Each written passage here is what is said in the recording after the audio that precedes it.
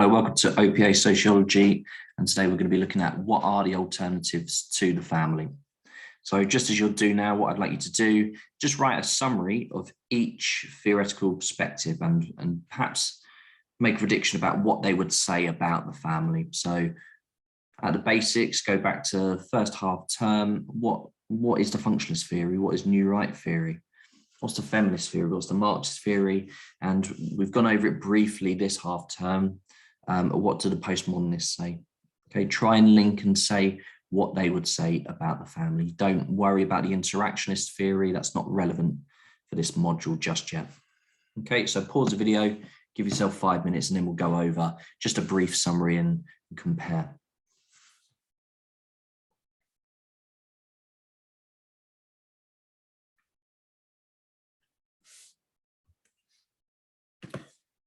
Right, so just going through that.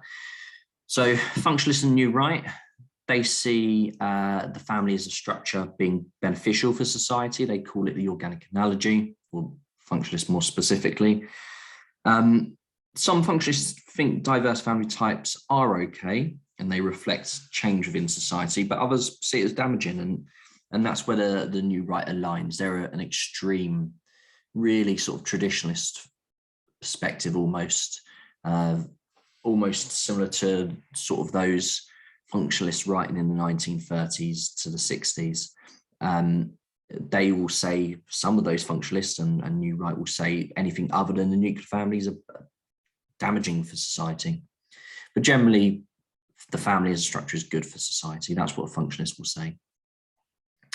And we've got the feminist theory. So remember, they're coming from a conflict structuralist perspective, and they think the family as a structure reinforces gender inequality.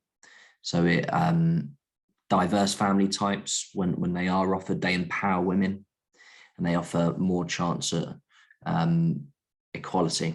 But some feminists, depends what theory of feminism you look at, perhaps that equality is overstated. But yeah, if in summary, they think the family reinforces patriarchy. Marxists, again, they're also a conflict perspective, but instead of that inequality being gender, they think that the family as a structure reinforces capitalism and class inequality. So if we remember, that's what's referred to as the capitalist superstructure. But it also reinforces the ideas of capitalism. It normalizes them, makes them acceptable.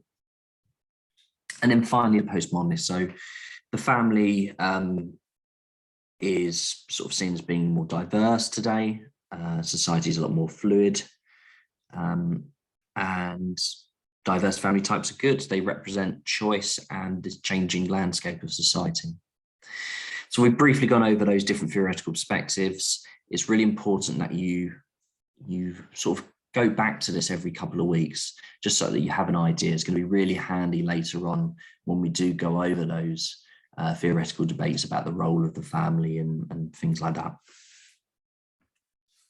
So just jumping in to task one, just maybe write down a definition. What do you think is the difference between a household and a family? Okay, so just pause the video, write down what you think those differences are, and then we'll compare.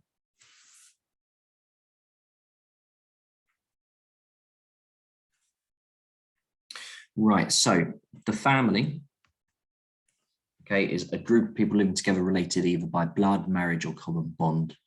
So generally it's associated with things like the nuclear family, blended family, cohabiting, lone parent families.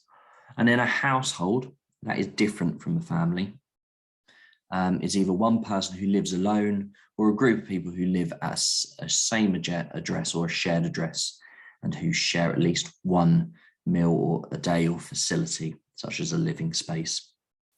That last part, there's lots of different variations to that, but it's just to give you this idea that essentially, look, people are in a household and they're sharing things. It might be that they only share one element. They might not share a meal together. They might just share a room. They might, whatever it may be. Okay, but they're all in the same household and they haven't necessarily got blood ties, ties by marriage, or sort of common bond. There's some examples here. So we've got care homes, kibbutz. We're going to be going through those. So just pause the video, give yourself a minute or two just to note down those differences.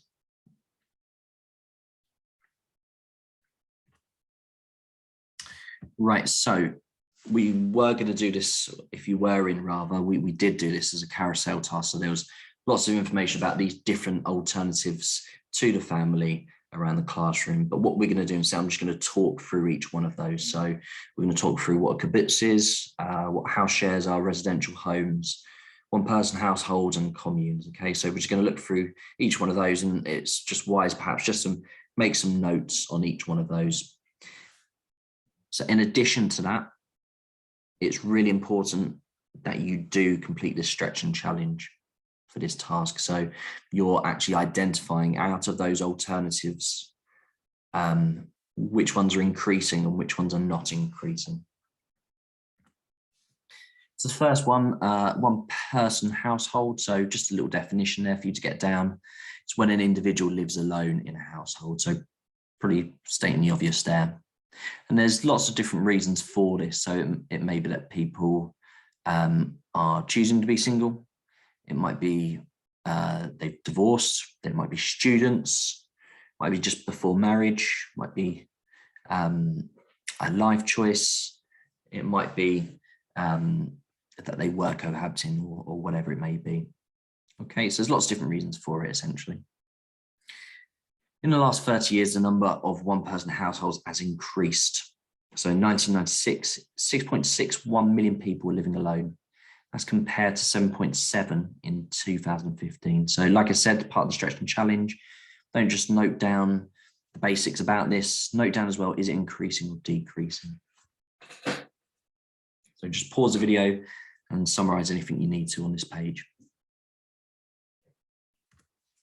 Right, so the second one, they're communes. So communes are groups of people living together and sharing possessions and responsibilities. And that really does vary depending on from commune to commune. So it might be you're sharing assets or responsibilities. It's not just basic material things like pots or pans. So it's not a very common form of living in the UK. But a notable example that you can look at online is Diggers and Dreamers, and that's just this idea of living sort of environmentally sustainable, and it's seen as an alternative to capitalist lifestyles. So it's people sort of collectivizing and choosing to live sort of anti-capitalist or alternative capitalist lifestyles. Okay, it doesn't say on there, but this is not very common, so it's not increasing as a alternative. Same with this one. So this is kibbutz. So they were first established in the early 20th century in Israel, and they aimed at giving individuals a form of communal living. It was essentially seen as an alternative lifestyle to the family. So it says there in the definition. So often challenging nuclear families, kibbutz freed up men and women to concentrate on their careers and alternative lifestyles to the family through community responsibility of children. So it's very similar to that commune we looked at, but it's with a specific aim there to really sort of collectivize in terms of looking after children so that people can concentrate on whatever they need to in their adult life. So children houses were set up for those under 18, whereby they would eat, sleep, and be educated in those households. They would often only see their families for a short time every day in the afternoon, and discouraged private family relationships. So they really wanted to emphasize that this is a community thing. Yes, there is a role for parenthood, but it's not the private one that perhaps goes on in the nuclear family. Adults within the commune would take it in turns to look after the children and take on community responsibilities. Like I said, this is not something that's increasing, so kibbutz died out during the 1990s. There are still a few around, so there's about 200 odd today, but it's a very niche thing. Right, so another one, house share. So this is where people with or without a bond share accommodation and responsibility. So that sounds like cohabitation, But you may cohabit but not actually have a bond with anyone, or you might not even see the people you're cohabiting with. It's very common in terms of sort of at university. Just because you're living with people doesn't necessarily mean you're getting on with them. Or think of it in terms of flat sharing in especially in the southeast. Not necessarily chummy with the people you're living with. It's becoming more common, especially among young people, due to the cost of house prices. So the cost of renting or even buying, especially think where all the main professional jobs are in the UK. They're mainly in London, where it just happens to be that it's the most expensive house prices and renting. It's very common for people to flat share, so to rent a room as opposed to a flat or a house, whatever. Okay, so Rosnil and Bejan sort of suggest many favour communal living with friends over kin and family, as they can often be viewed as between two deals with their being seen as better to deal with their friend's mental health, it should say on there, and emotional distress. So it's really what they're trying to highlight is sometimes your friendships are better than your family relations. Just because you're family doesn't necessarily mean that they're your primary emotional support or relationships. And then just a little stat there just to highlight that it is increasing. So according to spareroom.com, between 2009 to 2014, the number of house sharers aged 35 to 44 rose by 186%. So that's not even within the primary demographic of 18 to 34.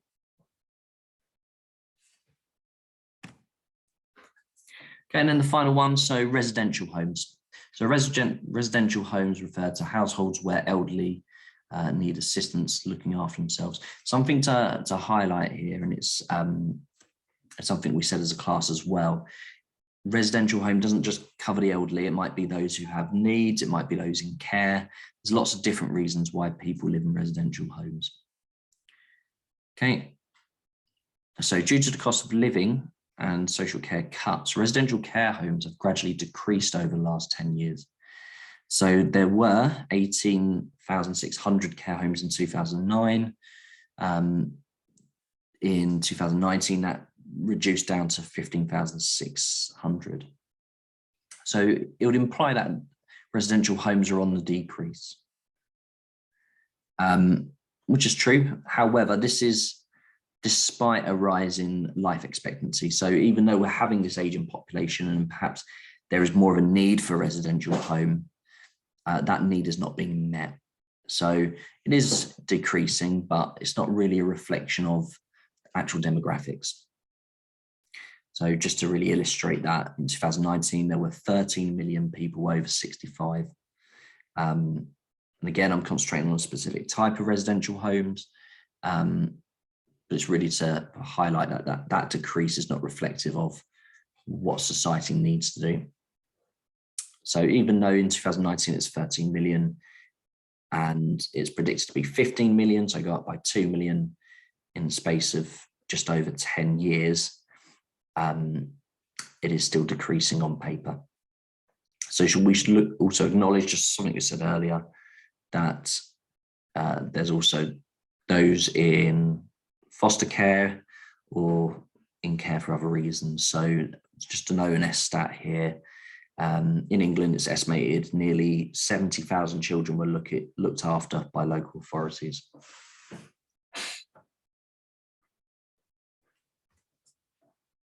Right. So just for task 3, I did get people just to really talk in pairs about this one, which ones are increasing, but I might as well just put it on here. So one-person households are increasing, as we said. House shares are increasing, and residential. Residential is a bit of a, I wouldn't necessarily write this one down if they were to ask you what alternatives to family are increasing. But if you couldn't think of any, residential care, because you could technically say, well, there's a need for them. Okay, if it ever asks about the reasons why these are increasing, really just highlight some of the stuff we looked at in the previous lessons about any reason why an alternative family type might be increasing. So things like secularization, feminization of the workplace, you could say greater mobility, changes to life cycles. There's a range of reasons. Okay, so for the final task there, just a die question. So define importance example with a template, identify and describe one example of an alternative families in the UK today. So you could choose any of those that we've just gone over. Okay, feel free to write that out and I will mark that if you bring it in at some point in class.